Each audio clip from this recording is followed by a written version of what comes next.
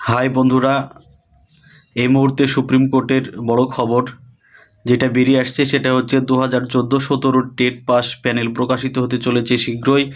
Stay উঠে গেল। আজকে অর্ডার কপি হয়তো সন্ধ্যার মধ্যেই পাওয়া যাবে, তবে 20-22 ব্যাচদের কী হবে সেটা এই মুহূর্তে বলা যাচ্ছে না। তবে এটাই খুশির খবর যে 2014 এবং 2017 যারা প্যানেলভুক্ত ছিল, ইন্টারভিউ দিয়েছিল, তারা অবশ্যই এই রিক্রুটমেন্টে খুব তাড়াতাড়ি তাদের নাম পাবলিশড হতে চলেছে। তো এটাই সবচেয়ে বড় খবর যে স্টেটা সুপ্রিম কোর্ট থেকে উঠে গেল, স্টে আর রইল না। এবার দেখা যাক 9533 জনের প্যানেল পাবলিশড হতে চলেছে।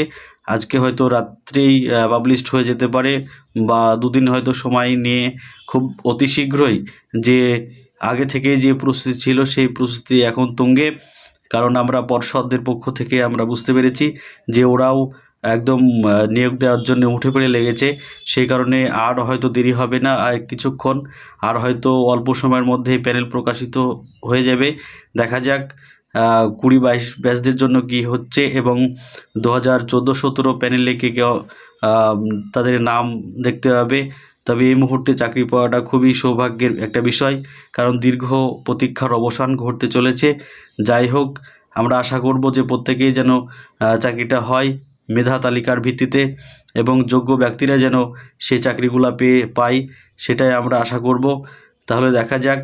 আজকে এটাই সবচাইতে breaking news, good good good breaking news বলা যেতে পারে, যে স্টেটা উঠে গেল, আর স্টেতে আর কোনো রকম বাধা থাকলো না।